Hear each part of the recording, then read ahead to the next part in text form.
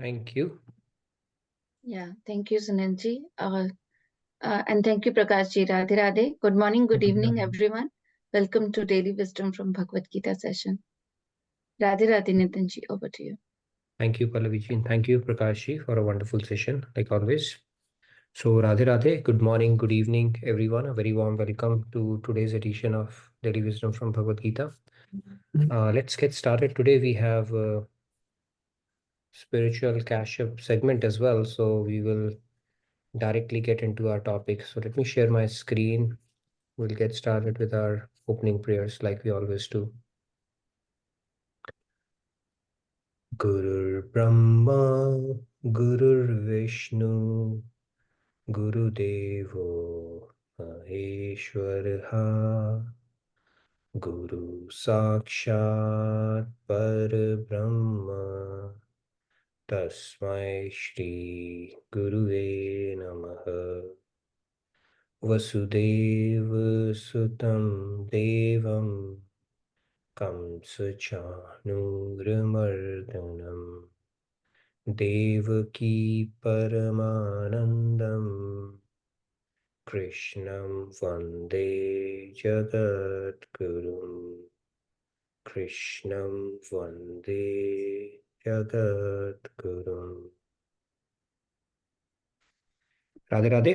So let's get started with the shloka directly. Today we don't have the science of mind management, spiritual, the soul soup segment rather. So let's get started. I'm going to recite it. You're welcome to follow along. Na prishyet priyam prapya nodvijet prapya cha priyam sthir buddhir asammudho brahmavid brahmani sthitah. Okay. Let's take a few hands, maybe 3 hands, and then we'll get started. Yeah, Radhe Radhe. Sandhya ji, please go ahead. Radhe Sandhya. Radhe Radhe. न पृच्छेत् प्रियं प्राप्य नोद्विजेत् प्राप्य चाप्रियं स्थिरबुद्धिरसम्मूढो ब्रह्मविद् ब्रह्मणि स्थितः. Very nice. Thank you, Sandhya. Let's take a couple of more hands. Dheerajji, Radhe Radhe, please go ahead. Radhe Radhe. Radhe Na Radhe. prashyat priyam prapya nodvijet prapya cha priyam sthir buddhir asammudho brahmavid brahmani sthitaha. Very nice. Thank you, Tejas. Let's take maybe one more hand.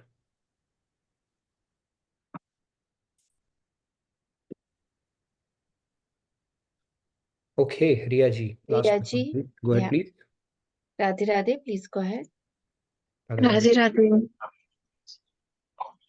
न प्रहृष्येत् प्रियं प्राप्य नोद्विजेत् प्राप्य चाप्रियम् स्थिरबुद्धिरसम्मूढो ब्रह्मविद् ब्रह्मणि स्थितः.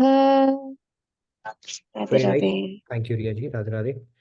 So in this shloka, Lord is saying that established in God, having a firm understanding of divine knowledge and not hampered by delusion, they neither rejoice in getting something pleasant nor grieve on experiencing the unpleasant. So we'll try to look at it through some stories today to drive home the point. So we'll spend about initial 25-30 minutes on that before we, transition to the spiritual cash-up segment.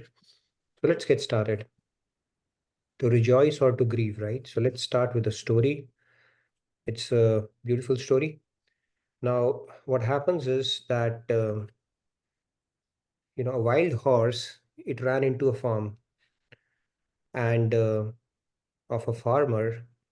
And when he wakes up, he sees that, and people are, they started congratulating the farmer. Now, if you think about horses, they were the gold standard of commute during those times. So owning a horse is a big deal. It's like, You wake up a morning and you see a Mercedes or a BMW parked outside your garage, and you don't know where did that come from. So the farmer, people, when they saw horses come uninvited, people said that, such a good luck you have. The farmer was equanimous around it, and he said, good luck or bad luck, who knows? It's all the will of God.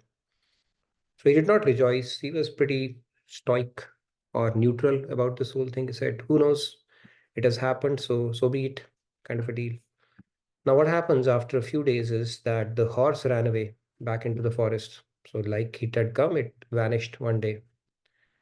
And the neighbors now started commiserating with him, and they said, it's bad luck.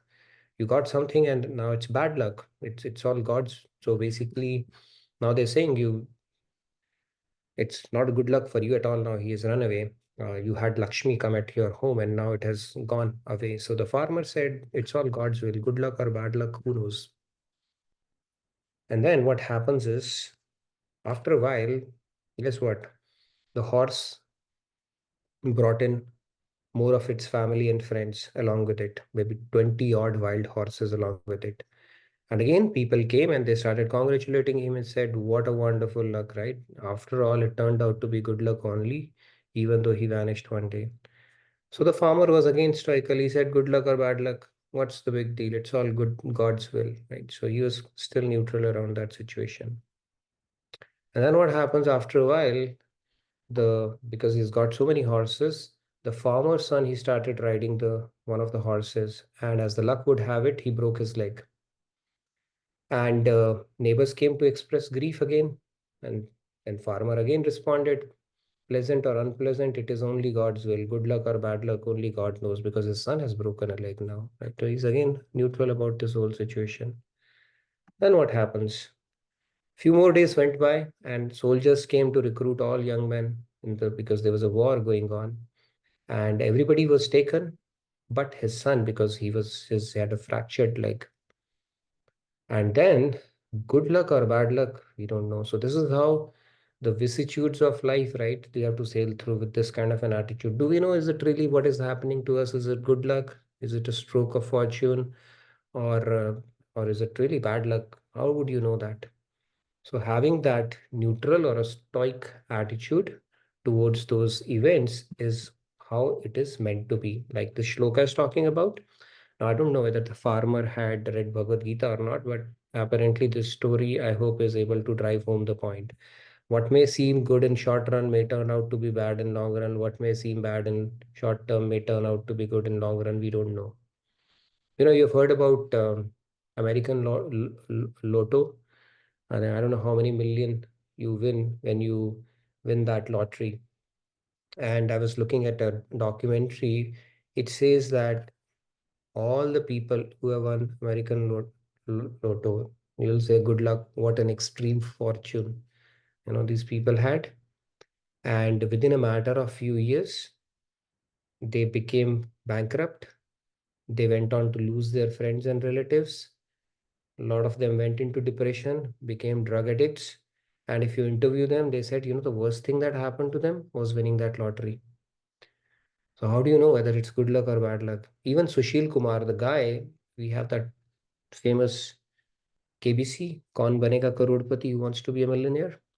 The first person who won that, Sushil Kumar, check it out. It should be there on the Google as well.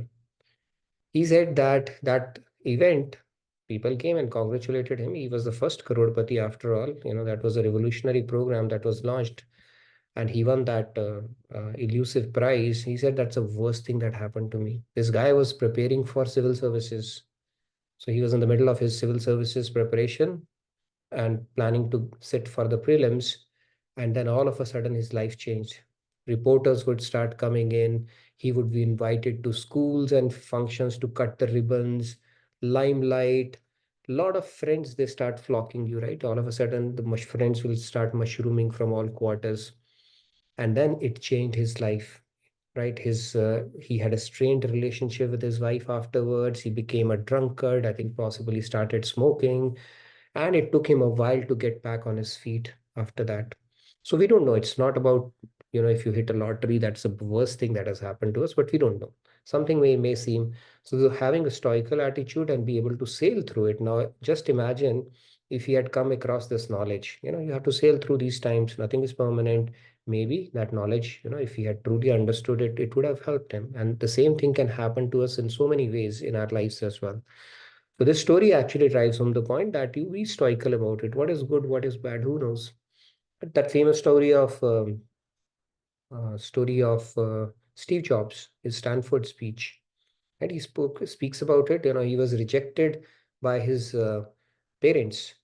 Then his biological parents rejected him, and then when he was put up for adoption, I think they did not take him because they wanted a girl, and then his biological parent mother had put a condition that he can only be adopted by somebody who's going to make him a graduate. So many bad things were happening to him, but it just turned out all right, because then finally somebody who adopted him, they said, okay, we'll make you a graduate, and they put in all their life savings and they worked hard towards that until Steve Jobs realized that he's not going to put his parents through all that stuff. So in the middle of his college, he became a dropout. Such a bad thing to happen to somebody who's so talented. But then, because he dropped out, he started enrolling for a calligraphy class. Now he was free to choose whatever class he wants, and that he was a creative guy, of course.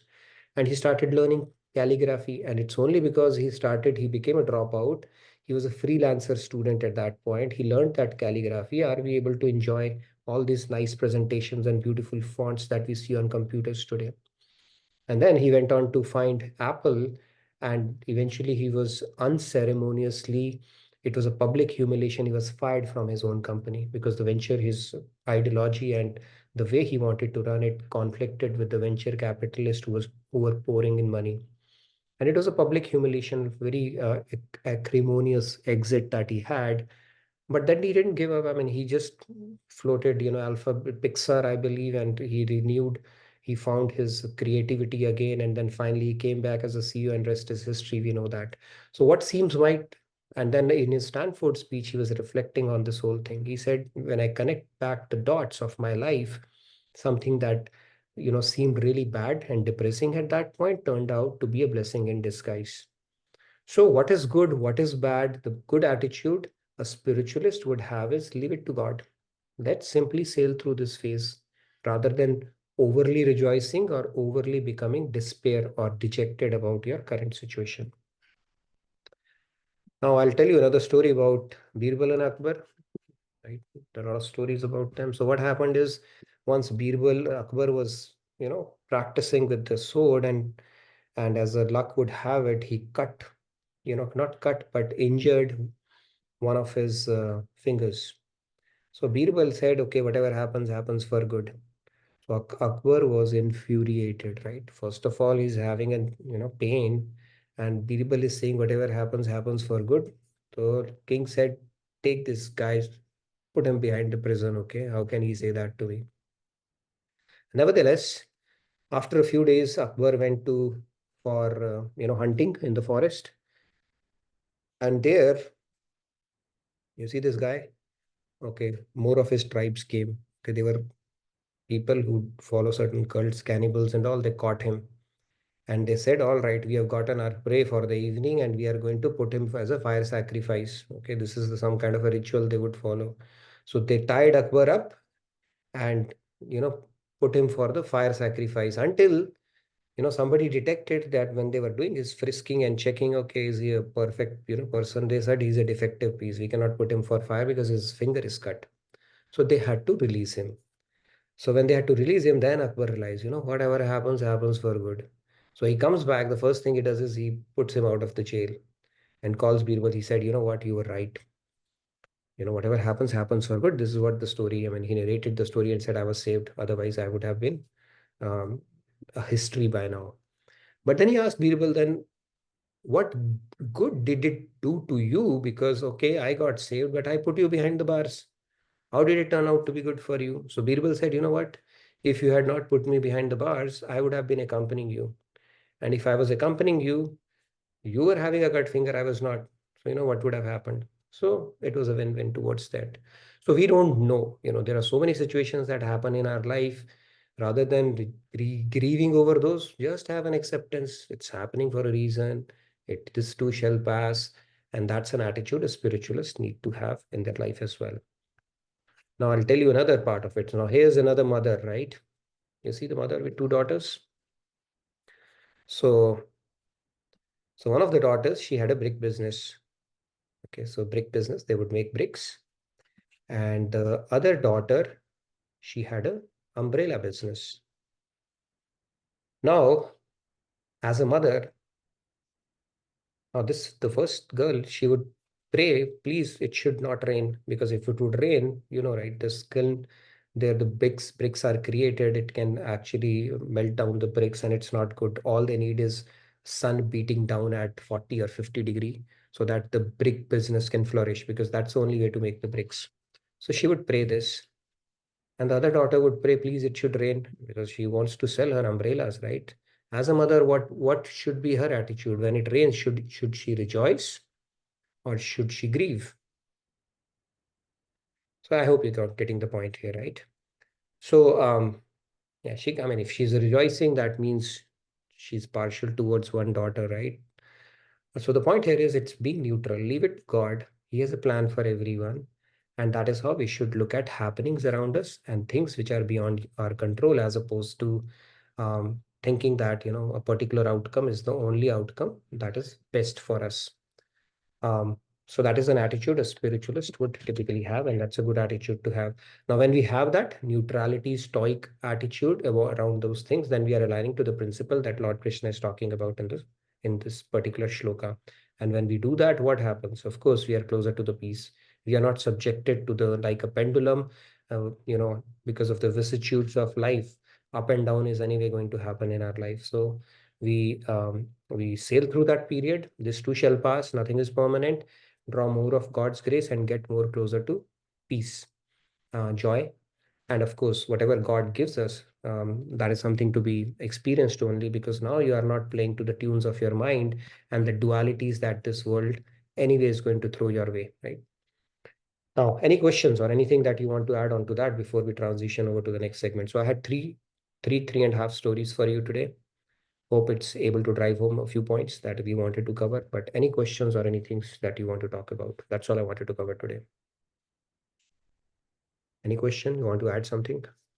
Something terrible? I think I can talk about my own part of it, right? A lot of things which I look back at that point, it seemed like that's the worst thing that has happened to me.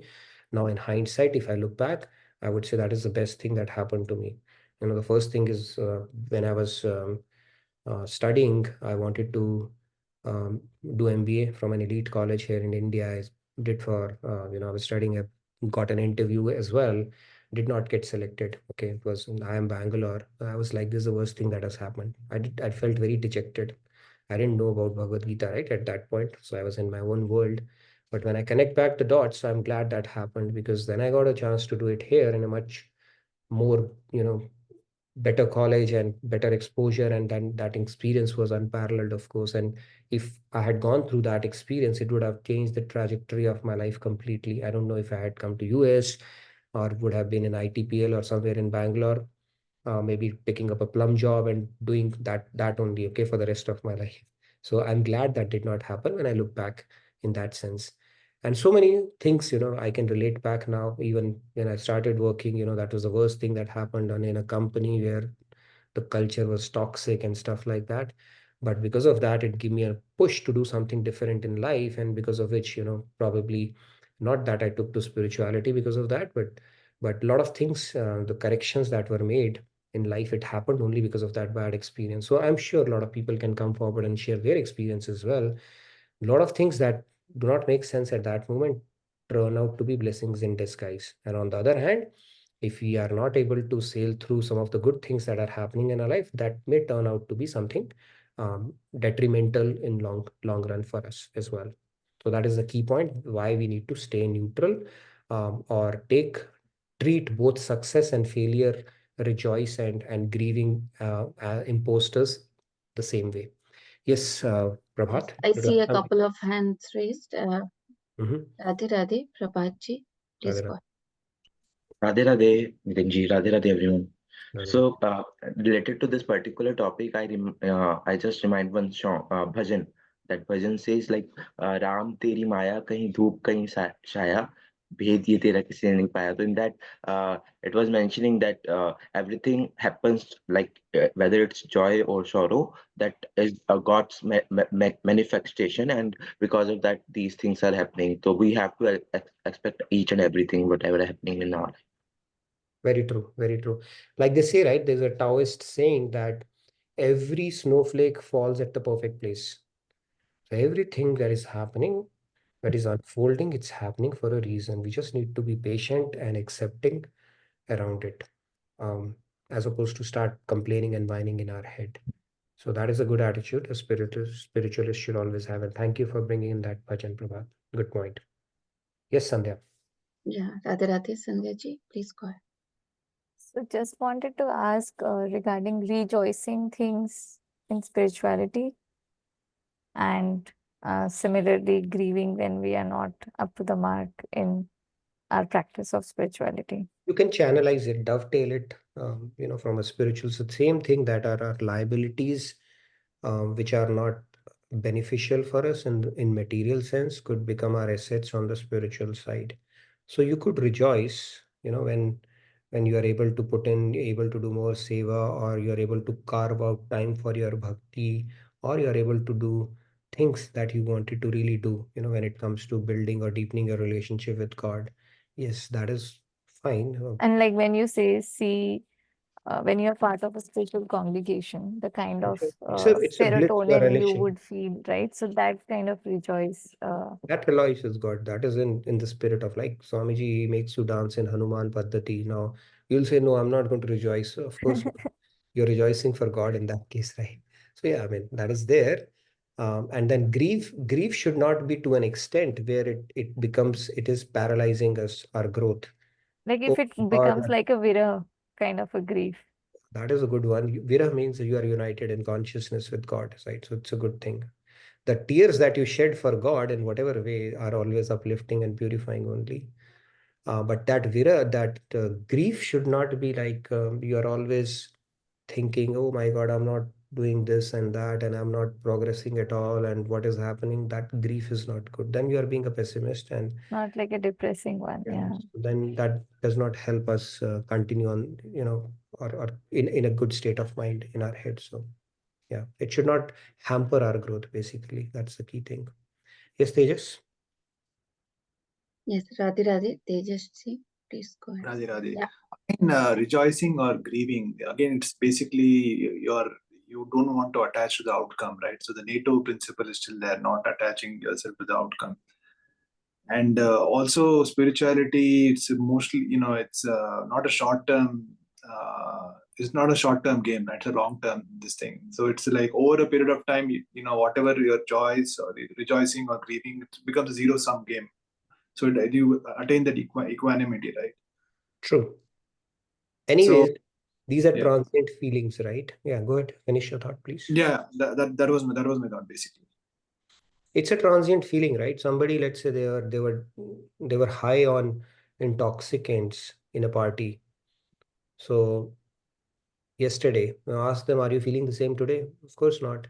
On the contrary, they may be having a splitting headache and stuff like that, or a hangover and things like that. So basically, that feeling you're not able to hold on. It diminishes. It evaporates after a while. So that is where Lord Krishna is saying, just tolerate that, tolerate this aspect, and then move on. That will draw a lot of grace, because that will help you stay balanced and grounded as well, as opposed to becoming intoxicated with success. And then you will. Now I'll give you another example. Yeah, sorry, you wanted to add something? Yeah, also if you have patience, right? Because some outcomes will not make sense at this particular point of time. But then if you have patience and if you remember that outcome after a while, then it'll all make sense why you got that outcome. True, very true. I'll tell you another trajectory of two people. At least I can relate to when we're talking about this topic. This two cricketers, equally talented, probably, one was more talented than the other as per their coach, Vinod Kambli and Sachin Tendulkar. Mm. So this guy had a dream debut, back-to-back centuries, Vinod Kambli, and his coach Ramakant Achrekar said that they both were child prodigies. And this left-handed guy, this is probably more talented than even Tendulkar. Okay, those things used to come out in press at that moment, and he made a dream debut for India, and he was phenomenal talent-wise. But look at the trajectories of their life. The success got into his head. He rejoiced a little more than he probably needed to. And then we know what happened. His trajectory of he did not even get a played very few matches, and then his international career was over, and Tendulkar went on to play till he was 39. And now even he's revered, as a demigod. They call him in cricket. In fact, there was a saying that, when he bats, even God comes to watch. Those kind of things people would say, because he was close to perfection that one would have in cricket. So talent-wise, both were same. The other one was level-headed throughout. So that is what enables you to sail through success and failures, rather than rejoicing and letting it get to your head, or taking it a little too far in your attitude. Yes, That reminds me of another story between Murli Vijay and Dinesh Karthik. Yep, Yeah, I know. yeah, their stories also, their stories was more pertaining to their life events, but how things changed also, right? Like, It was a bit complicated. Yeah, I know. yeah. Pallavi ji has raised her hand as well. Yes, Pallavi ji, go ahead, please. And then one more, and then we can transition to the next. Yeah, thank you, Nitinji. First of all, thank you for telling those stories, especially the horse one. It is very, Swamiji has also said this story, and it is something I always remind myself whenever something is happening which I would like it or dislike it. I always try to always remind myself of that story. And also this one thing I wanted to bring is that it's a very old saying that everything happens for a reason. Everyone also says here, okay, everything happens for a reason. So it is something that we have to always keep reminding ourselves, that in Hindi there is also one saying that man ka ho to acha, and man ka na ho to aur bhi acha. Like Or if something happens what you like or you wish, is good, but if something happens which you do not like, and that is what is happening, or do not wish, then that means God's plan is taking place. And that is what that kind of mindset, if we learn to keep, I think nothing can be better than that. But true. it is easier said than done. It is taking so long for us to learn that. I think to get to this mindset itself is not it is a practice. It's It's a not that practice. easy. Yeah, It's a it's not practice. easy. Yeah. You have to curb your natural instincts and keep reminding yourself. Yeah, it's not easy, of course, but yeah. Like there's a good prayer, right? Meri chahi na karo, main मूर्ख अज्ञान, तेरी चाही में है प्रभु मेरा कल्याण. So Yeah. that's a good prayer.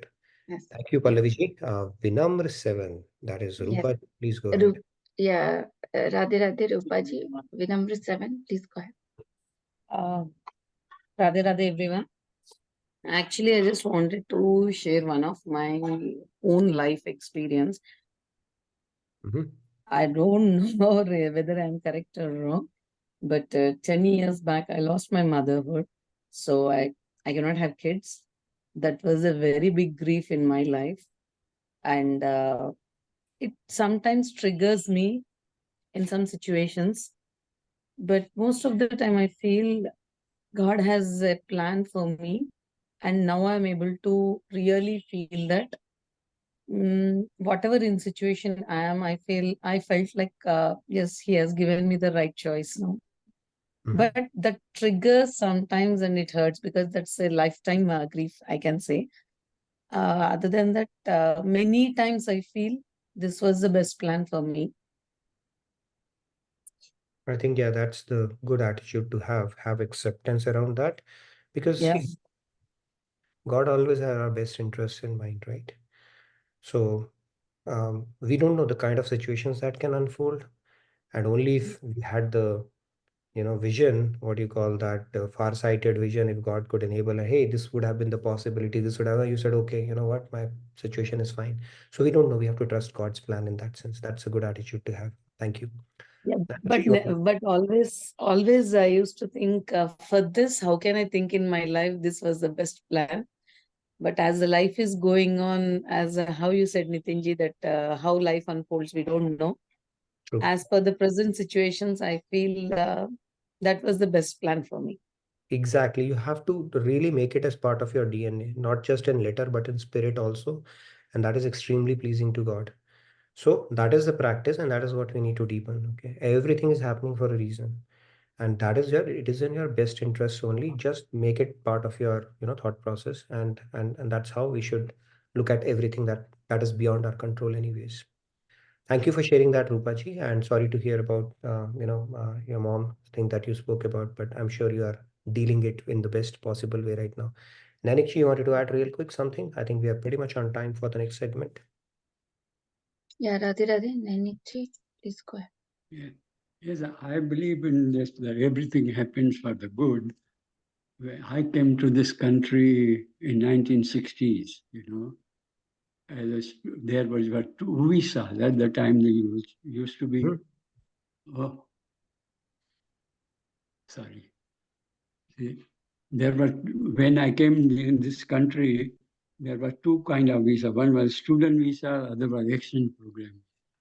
I came on exchange program visa, in which the university has to give me the funds until I stay in the country.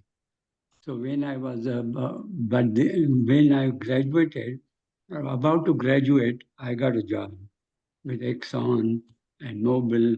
So I wanted to stay in the country. So so I wrote letter to immigration that I have jobs, but I'm not allowed to work here. So he informed my foreign student advisor, and he told me that after you graduate, you have to leave within a week. Otherwise, I will deport you. So I thought, okay. So it all I turned out well. I was about to be deported, and Okay. then I got a job in Venezuela with double the salary I was getting in the USA as an advisor to the Minister of Petroleum. So I said that I was not able to get a job here, and then I got such a big job. So I'm saying everything happens for the good. Thank you for sharing that story. Yes, right. That's true. Sometimes we just need to sail through it, and then we connect. We don't have the benefit of hindsight, right? When we look at it backwards and we connect the dots, then we see. In fact, we did this activity, 3 or 4 activities, the worst things that have happened to you, that you thought is worst bad things that have happened to me. If you'll see, those are the ones that would what define you or have chiseled you the way you are today. So they've actually been blessings in disguise. Anyway, this is a fascinating discussion. We can continue forever. I'll transition over to Cash now for the spiritual cash up segment. Let's get started with that then. Over to you. Thank you. Radhe Radhe, everyone. Another week and another blessing to bring you some of these teachings from Marji's book. So to get started today, this is an Olympic figure skating pair that started skating together ever since they were children, and they had a very long, illustrious career. And in the 2014 Olympics in Sochi, they took silver. So everyone thought that was a good result, and the time had come for them to step into retirement. But this pair wanted to keep going, and they wanted to take another attempt at an Olympic gold this time. But they knew that they couldn't do this on their own, and that they would need someone that had gone through similar struggles, that had been figure skaters themselves. And so they gave a lot of credit to the coaches that they worked with, because they did redeem their gold medal at the 2018 Olympics, and everyone was very surprised, including themselves. So the takeaway from this story is this pair knew that they had a goal they wanted to achieve, and they knew that they wouldn't be able to do it on their own.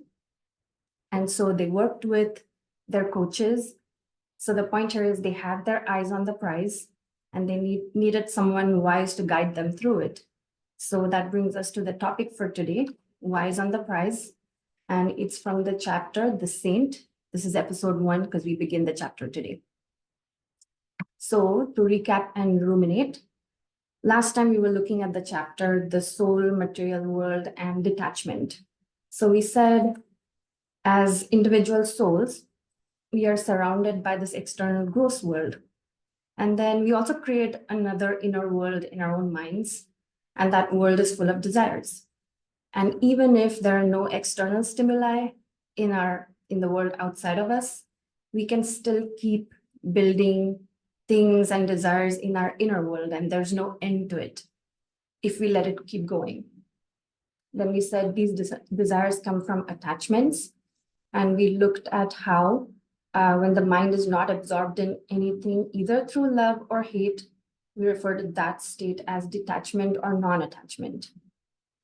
And then we looked at that example where if you want to go buy something, you don't keep stopping at every other shop on the way.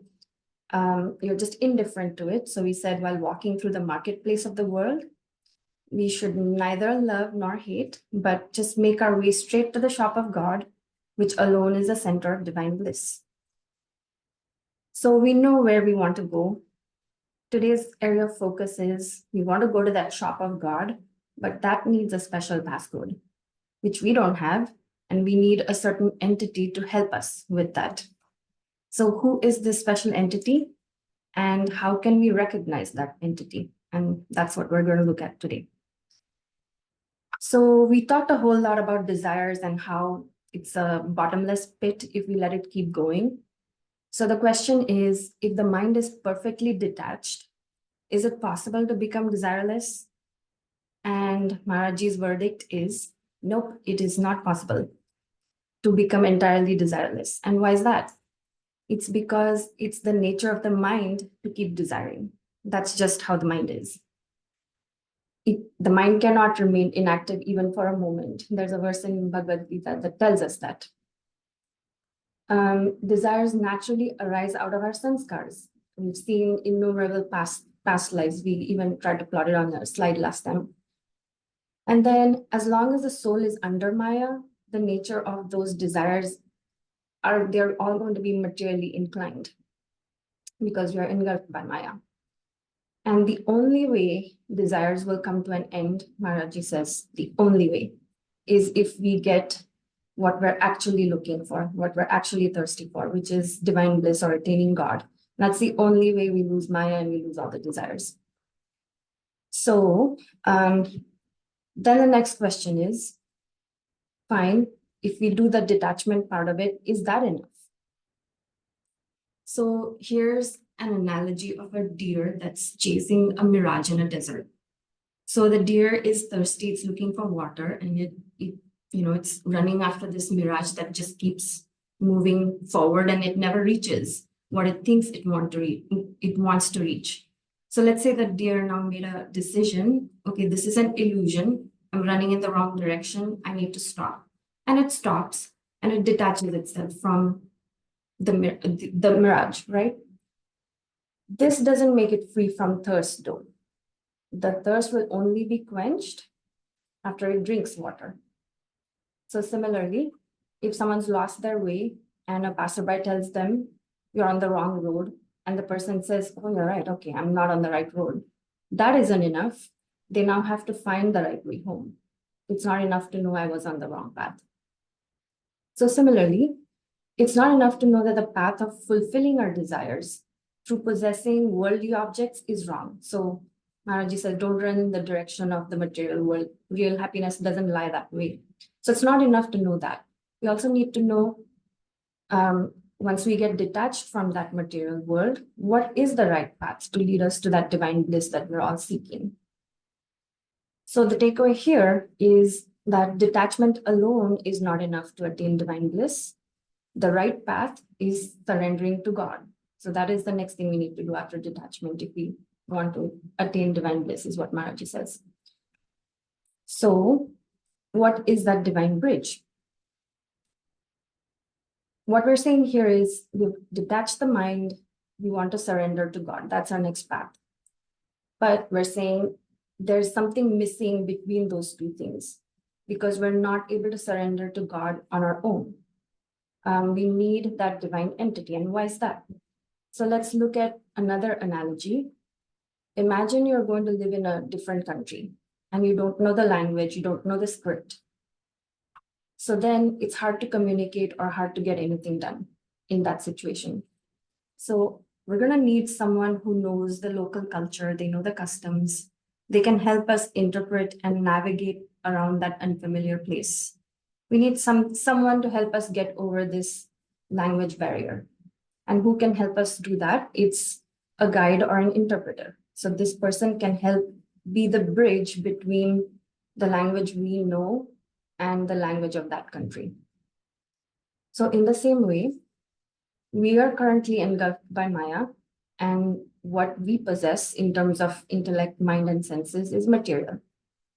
On the other hand, the entity we're trying to reach, God, is divine, and that unfathomable entity is unreachable using our material abilities. So we need someone that can understand where we are, how conditioned we are. They can understand our struggles, and yet they can show us the path to that divine and how to cross that barrier that we cannot cross on our own. And that person, of course, is a God-realized saint or a guru. So then, in typical Maharaji style, he has a lot of 5-star Yelp reviews for getting a guru. So he says, the Bhagavad Gita 4.34 tells us, one who desires to know God will have to surrender to a God-realized saint and seek supreme knowledge with the spirit of service and submission. So he's saying, you'll have to go to a God-realized saint, but that is not enough. There's an attitude and a state of consciousness we need to be in when we approach that guru. And that needs to be a spirit of service. It needs to be that nishkam seva attitude and submission in terms of, I'm not coming here to throw doubts at you. I'm coming here in curiosity or to seek to understand. The goal of attaining God can only be reached by surrendering to a genuine spiritual master. Is from Vedyas. And then the Ramayana says, without the guidance of a guru, one cannot cross the ocean of material existence, nor can one attain knowledge of God. So the unanimous view of all scriptures, they all agree that we do have to surrender to a guru in order to know that unknown entity called God. So they're telling us 100% you have to have a guru if you want to cross that last step. So what are the qualifications of a guru? Our gurus tell us that the first qualification is they're shrotriya, which means they're proficient in scriptural knowledge, and they're able to impart it to people in an effective way, in a way that people can understand and make sense of our complicated scriptures. And the second one is they have to be brahmanisht, which means they have to be themselves God-realized or situated in God consciousness, because someone who is in ignorance is leading other ignorant souls, and we can only imagine how that will work out. But Maharaji states that his personal opinion is that even if a saint is not a learned scholar of the scriptures, if he has attained God, our goal will be achieved through him. And this is because attaining God automatically results in the attainment of all knowledge. So Maharaji is telling us, although there are these two qualifications, if there is a guru who only satisfies number 2, that's fine, because as soon as they've satisfied 2, they've got the knowledge they need to get anyway. So crux of this whole thing is, yes, we all need a guru, and that guru needs to be God-realized. So now there's 3 types of souls. One is us, referred to as Purush or Jivatma or individual souls. The other one is God, of course, Param Purush or Paramatma. And there's the type of soul in between, which is the Mahapurush or the Mahatma or the saint. So this is the intermediary, the bridge that we talked about between the soul and the supreme soul or God. And this is that saint or great soul. And he is the one who knows God. has seen him, is united with God. In other words, the soul who has attained God is called a saint. And Maharaji tells us it is difficult for ordinary people to determine whether or not a soul has attained God. And a saint can be known only by a saint of the same level, because like God, his true identity cannot be grasped by material senses, mind, or intellect.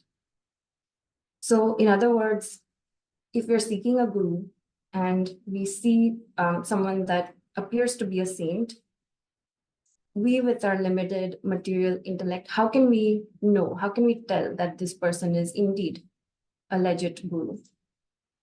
So a saint has to be recognized through perceptual, inferential, or scriptural evidence, because otherwise no one would have attained God, because we just said there is a condition to attaining God. You have to have someone that helps take you across. So although recognizing a saint may require time and effort, it has to be done if we desire to attain God. So then let's talk about how do you recognize a genuine saint? So Maharaj is saying, if you want genuine certified saints, and you want to differentiate between them and fake imposters, then you can study two different aspects. You can look at their internal behavior, and you can look at their external behavior. So in the first category, a person may have intentions of saintliness on the inside, but they also appear saintly on the outside. And what I mean by that is we generally do tend to judge a book by its cover. So the saffron or the white robes, and when we think of a saint, a certain image comes to mind anyway. And if they fit that image, then we're convinced. So if it matches, it's aligned on the inside and the outside, this is easy to recognize and it fits our notion of the saint. Second category of genuine saints, they have saintly internal behavior, but on the outside, they appear to be worldly. They're not acting like a saint on the outside. They're not necessarily being peaceful or spewing guru-like language. So most saints can fall into this category, and they behave worldly. One possible reason could be that great people don't walk around telling people I'm a genuine saint.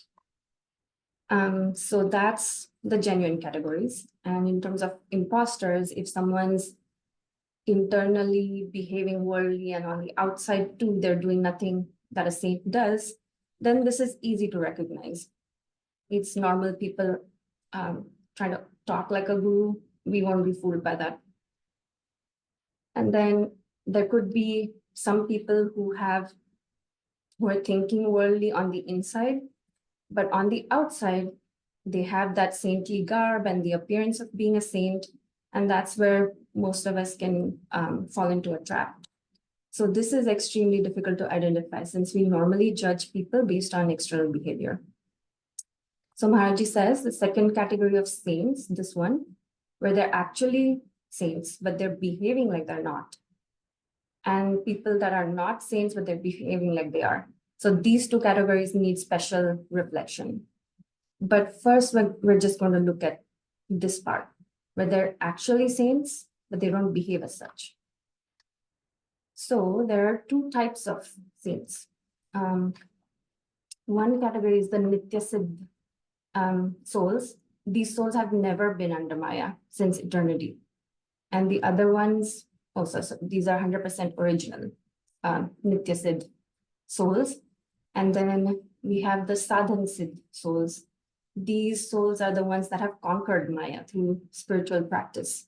And at some point, they got quality control certified. So they passed that check, and that's how they went over on the other side. So examples of Nitya-Siddh souls are the four Kumars, sons of Brahma, Naradji, Hanumanji, and Arjun.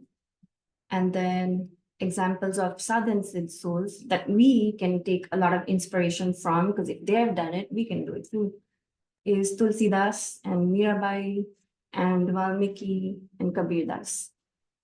And then we just talked about saints that are actually saints, but they don't behave like saints. And you can think of Hanumanji and Arjun.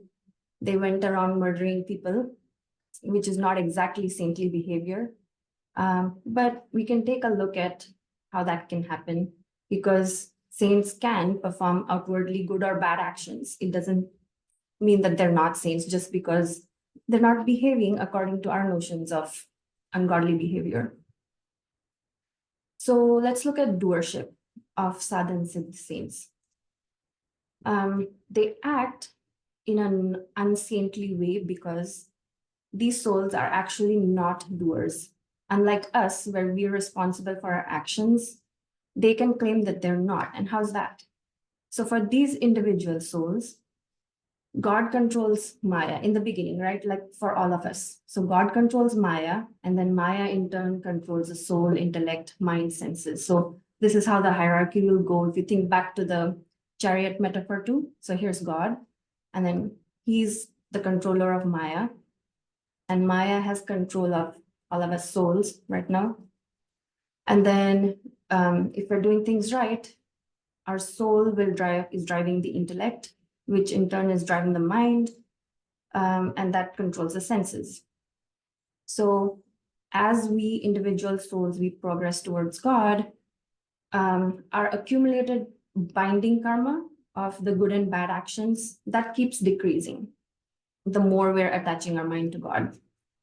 And then finally, when the soul unites with God, then this intervening Maya, that is removed forever. So that just goes away out of the equation. And from then forward, it's God that's directly controlling souls. And then the same hierarchy downwards. So at that point, the soul is now a great soul because they're in union with God. And then whatever the saint is doing, it's only because of the consequence of divine inspiration. So this is just the start of the concept of doership. Once we get over to the other side, there's more to cover in doership, but we'll do that next time. We just scratched the surface today. So what can we take away from today's segment? So applied knowledge is power. How to get a true guru, because some of us feel like we don't have a connect with a guru. So how do we find that true guru? So if you think about a plant doesn't go looking for bees, right? What a plant has to do is grow a flower. And once it grows a flower, the bees will come to the plant on their own. So similarly, Swamiji says, don't go looking for a guru. Instead, you create your own vessel. And that consists of doing two things. One, you have to have a sincere thirst for God, and you want to have to wish to serve him, not for selfish reasons is why you want thirst for God. It's to serve him. And the second thing is you have to have the humbleness to surrender to his representative, because Guru is here on behalf of God to help souls like us. So do you have this humbleness to surrender to him? And if we do these two things, then God will lead us to our Guru. And not just that, he'll help create that deep faith within us towards the Guru. So this is where you have that combination of self-effort and grace. And if you guys saw the panel discussion for spiritual secrets from Hinduism, Swamiji explained that as you do your self-effort and throw it upwards, and then God will take that and shower grace on you downwards. So this is a good experiment to do if we're searching for a guru. See how that works out. I will leave you with one thought when it comes to a guru. If you already have a guru, then show gratitude, because such a fortune. So show gratitude through sadhana by churning that learning. And if you don't have a guru, create humbleness and thirst for God by burning with yearning. And that concludes our segment for today. As always, thank you so much for your patience and attention. Radhe Radhe. Radhe Radhe, fantastic. One word, Ash. Churning the learning or burning with yearning. I think that pretty much sums it up based on wherever you are. So regardless, the very clear framework that we have, if you have a guru, we have to do the churning with learning repeatedly that we are doing right now. And if not, then continue to burning with yearning. And I like the fact that, taking off the Maya and you create your vessel and the bees will come automatically. So fantastic. I'll open it up for people who want to share anything. And then we have a few good announcements as well. Please fill out the feedback tracker. Let's post it if not already. Where you can provide feedback on today's session. It was again a fantastic session, like always, Cash. So thank you for that. Let's hear from participants if you want to add something to the outstanding presentation we just saw. Yeah, Radhe. Sandhya ji, please go ahead. Yes. Yeah, agreed. Excellent presentation. And of course, the closing lines are always very well thoughtful and very impressive. So thank you, Kashti. I had a question. So regarding this detachment, we were talking about going on a wrong path, stopping, and then turning towards the right. But our mind cannot be in a hanging state, right? So is it possible that we can be like fully detached and not attached, like from one side and the other? You know what I'm saying, right?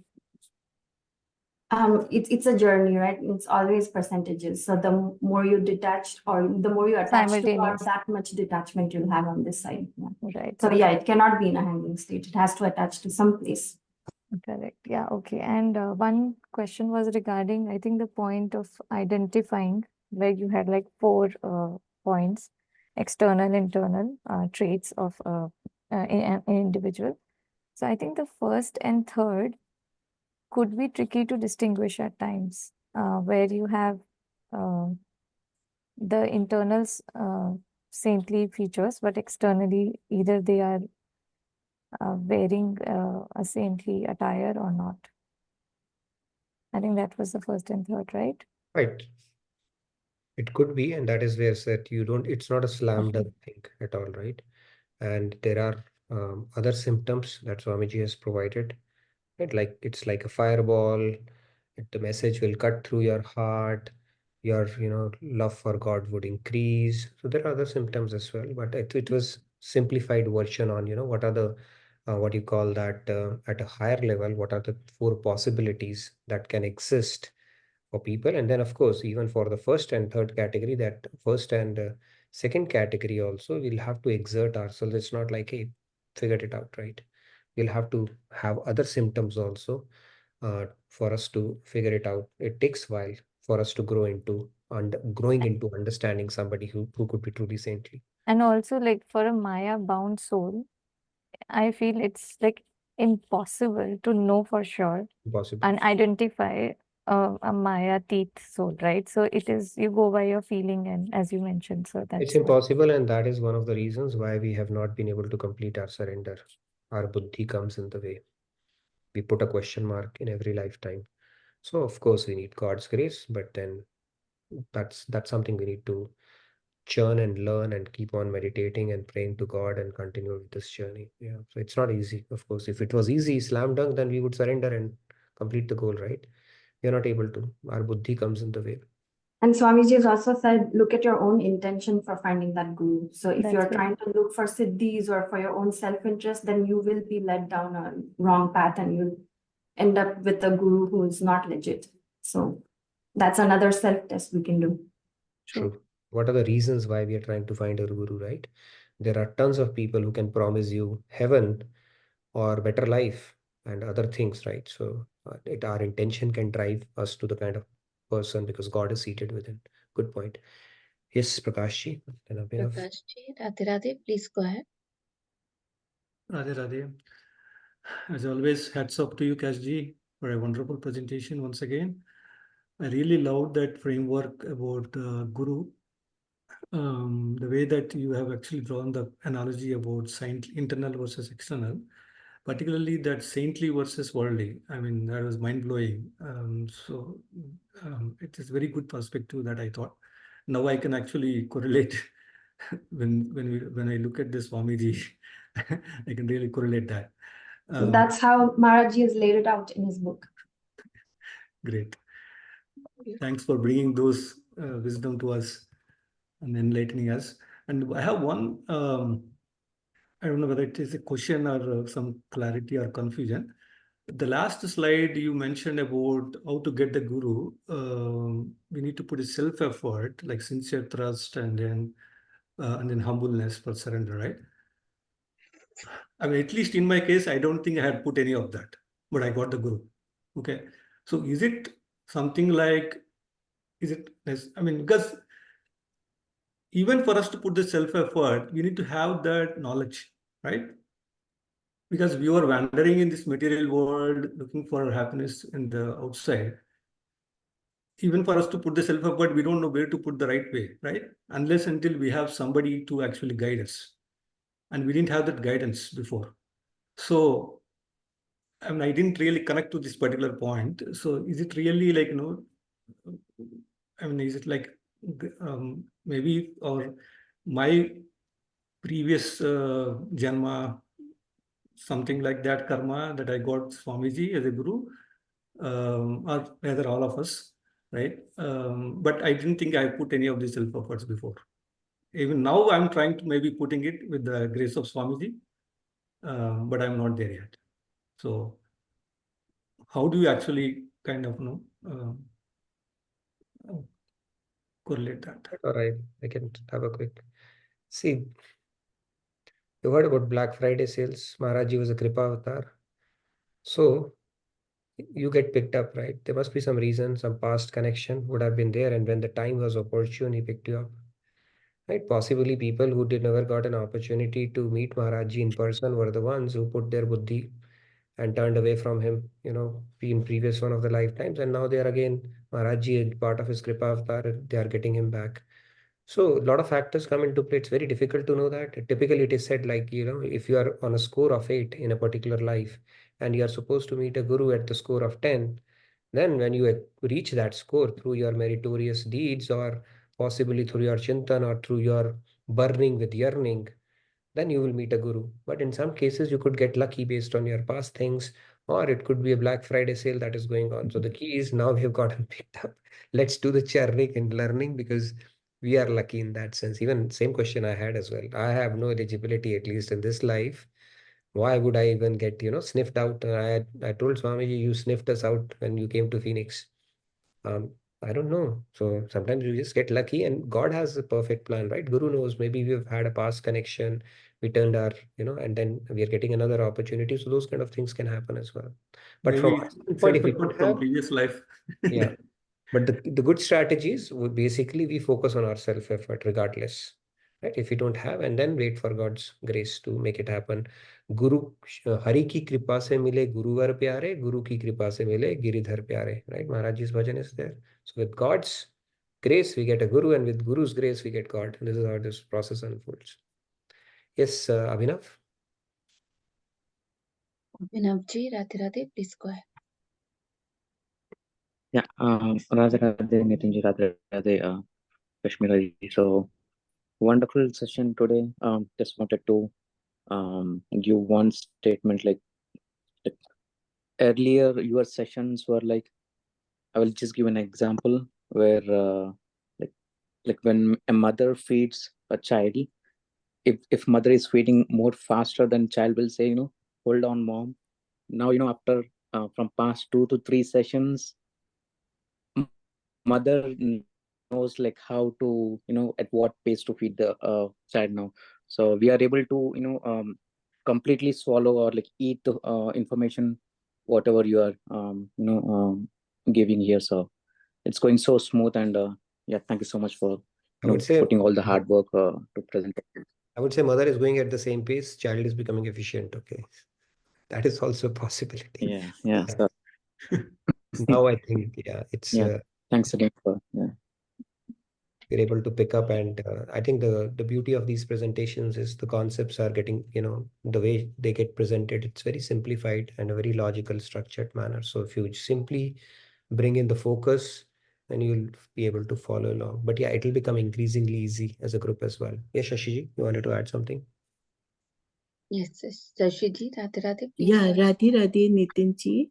Nitinji, I did hear from Maharaji saying that, in Mangar, sadhana program. He said, all you are sitting here, what have you done in this life that you got an opportunity to sit here and listening the guru and all this? So he said, this is all your accumulation of past karmas that brought you here. So it's not necessary that you have done something in this lifetime to meet a true guru. It is the accumulation of the previous sanskaras that get us, and then God keeps a record of all those. And when the right time comes, he give you that, that credit. True. That's Very what true. it is. Very true. It's something related to our past thing, which is good, even more heartening and reassuring, right? I always used to joke around when Chaitanya Mahaprabhu had come, when he would do his kirtans, everybody would flock. Okay, people around would flock. That is how powerful his kirtans would be, including the wild, ferocious animals also. So I said, okay, we were one of those animals who would flock in those satsang, and then Maharaji say, okay, let's make them human. At least for me, I thought that way. I don't know if polar bear can make it to a forest or not, but something like that. But yeah, it is definitely something to do with our past karmas, and now we are getting the right opportunity. So let's try to make the most of it. Thank you, Shashiji, for that. So Okay. Maharaji has said in one of his lectures about how you get a guru, that God is sitting there noting down your karmas, right? So at one point he'll convert that prarabdha and he'll give you the phal in the form of a guru at the right time. Right. Yeah. Wonderful. Great discussion. Fantastic presentation. Please fill out the feedback tracker. And I wanted to announce something about the Bhakti Challenge that we could have some volunteers help out on to create a buzz. So please go ahead. So, can you see my screen? Yes. Okay, so this is actually Spiritual Secrets from Hinduism challenge, right? On the Radha Krishna Bhakti app. This video will move very fast, but just giving you a glimpse of how it looks.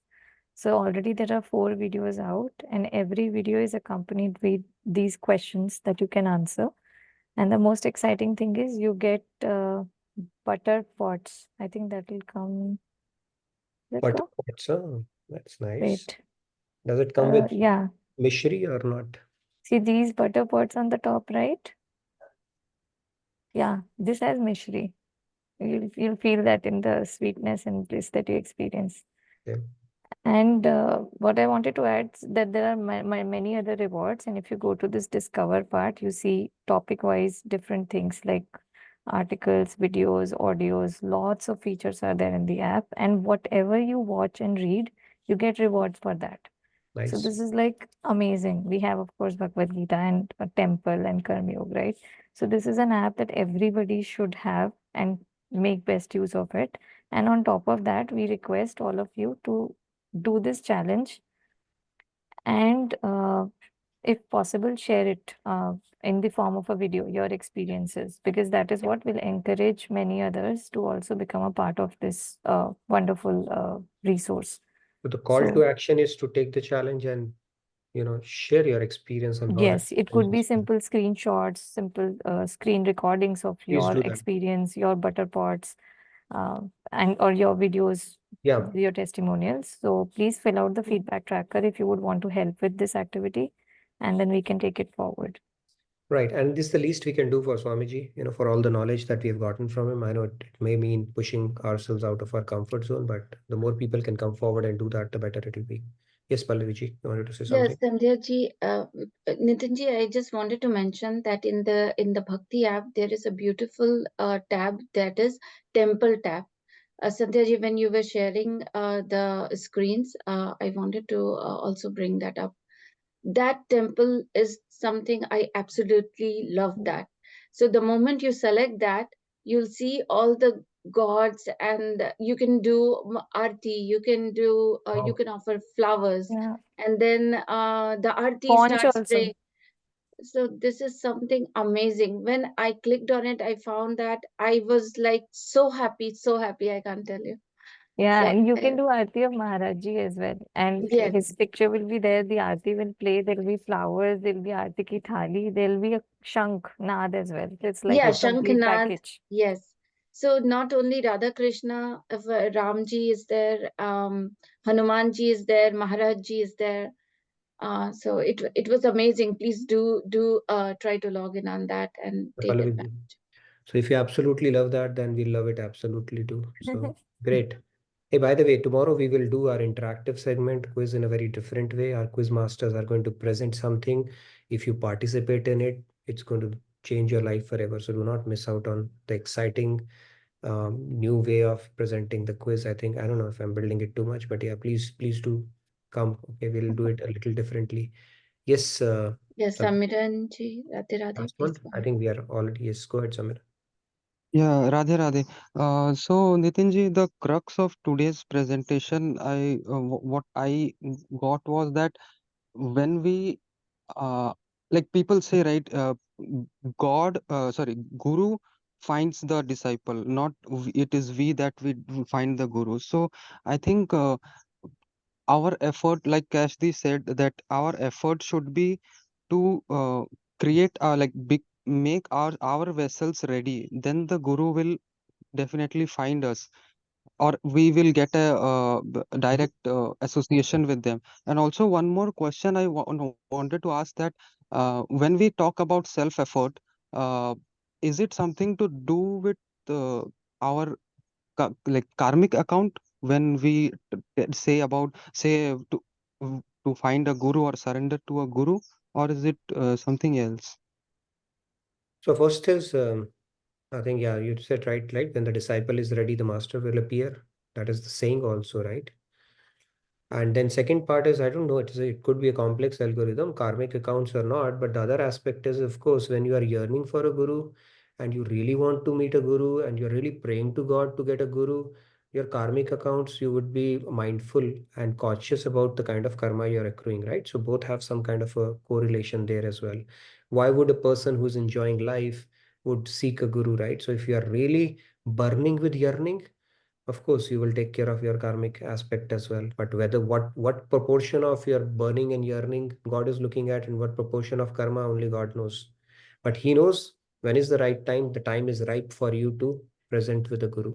Okay, so we have to take care of both. I think whatever self-effort we can do from our end, let's lead a virtuous life. Let's lead a noble life, clean life, and then have that yearning for Guru, and then in due course of time, God is going to make that happen as well. So let's focus on Also, one everything. last point I want to share, that as our intellect are completely in Maya currently, so whatever problems we are facing, it could be like anyone talking about satsang or giving lectures, uh, and we can feel that our problems are getting solved through their lectures. But our mind should always be clearer in the goal part, that we want that God realization. Then we will not fall for other like sub guru category, who only can doing mere things, they can only uh, solve our material problems. So in that way also we should be very, very careful. True. And that is where knowledge comes in handy, where we don't make material things via God as our goal. We make God as our goal. And that thing at the back of our mind, if it is always there and we have contemplated on it repeatedly and deep enough, then that's where it's only when the knowledge slips that these things happen, right? So we need to churn and learn, continue to do that, so that it becomes part of our DNA and part of our very fabric, so to say. It takes time, but yes, you're right. That's where knowledge comes in handy. You know that you need to attain that goal. You never waver from that, and not fall for material allurements, and curb your instincts, and all that things have to fall in place.